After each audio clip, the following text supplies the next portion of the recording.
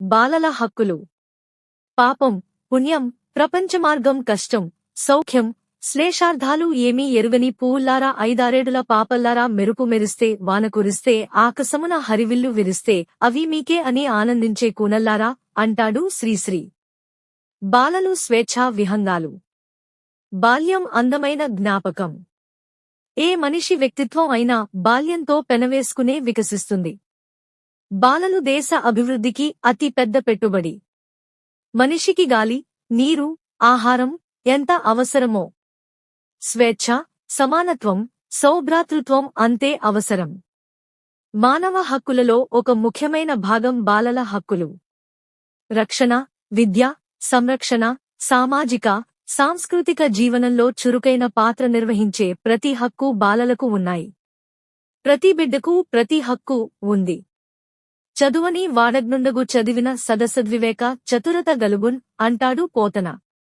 చదువు జదువుకున్న సౌఖ్యములును లేవు చదువు జదివనేని సరసుడగును చదువు మర్మమెరిగి చదువంగ చూడుము అంటాడు వేమన.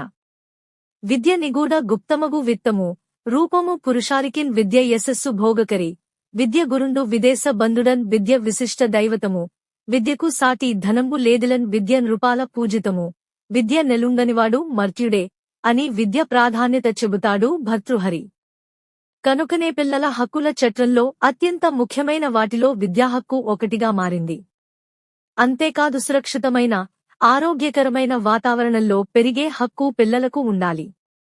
దాదాపు 45 కోట్ల మంది పిల్లలున్న దేశం మనది.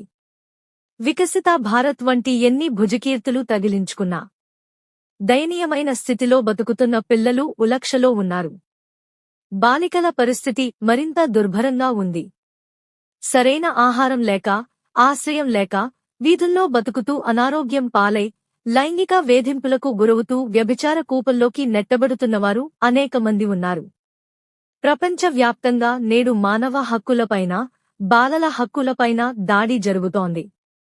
యుద్ధం జరుగుతున్న ప్రతి చోట మొదటి బాధితులు బాలలే. 190కి పైగా దేశాలలోని బాలల సంక్షేమ అభివృద్ధి కోసం పాటు పడే యునిసెఫ్ ప్రతి డిసెంబర్ 11న ఒక కొత్త థీమ్ను ప్రకటిస్తుంది. ఈ ఏడాది ప్రతి బిడ్డకు ప్రతి హక్కు అనే థీమ్ తీసుకున్నారు. జీవించే హక్కు, విద్యా హక్కు, సామాజిక భద్రత హక్కు, అభివృద్ధి చెందే హక్కు, భావవ్యక్తీకరణ హక్కు, సమానత్వ హక్కు వంటి 40 రకాల హక్కులు బాలలకు ఉన్నాయి. బాలలను రక్షించేందుకు ప్రభుత్వాలు చట్టాలు చేయాలి.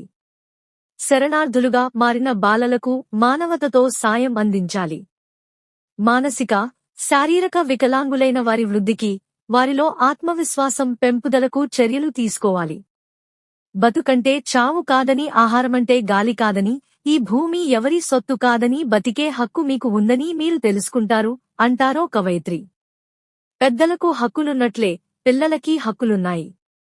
ఆ హక్కులను కాపాడాలి.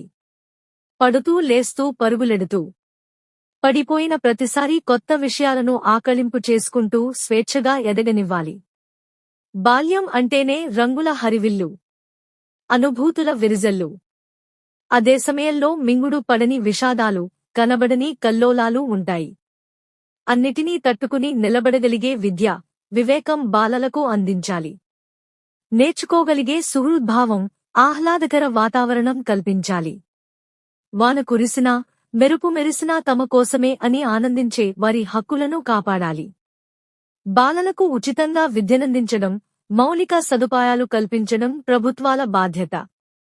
వారు స్వేచ్ఛగా చదువుకునే హక్కును కల్పించాలి. వారే రేపటి మన భవిష్యత్తు.